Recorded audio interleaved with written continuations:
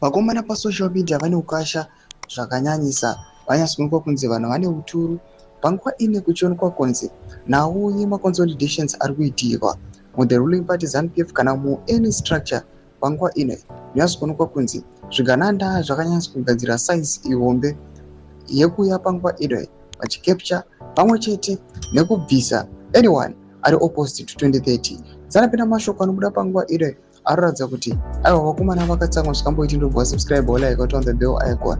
Presidential anti 2030 sezvamuri kuona posta magenerals amuri kuona awo achiratidza kugumbuka panguva ino achionekwa kunzi anouya achiexposa kuti aiwa zvigananda panguva ino they are turning against the same people, the generals vakavapa the power on a silver platter. Panguva ino pari kuonekwa kunzi magenerals they are now being disbanded.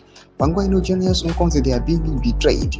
Vachionekwa kunzi these zviganandas they are now installing themselves in a country munoonekwa kunzi these are the people vanotoda justice and freedom, these generals, and panguva ino kuchionekwa kunzi they are experiencing otherwise.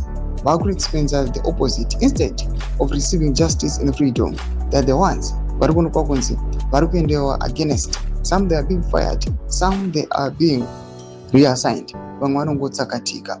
Ndoma developments ari kubuda panguva ino muZimbabwe pamusoro peCap 3, and panguva ino tichiona kuti mazuva mashoma asara kuti panguva ino this bill ingangopasiwa.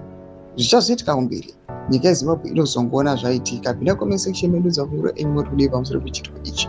Musangana subscribe or like, chete on the bell icon.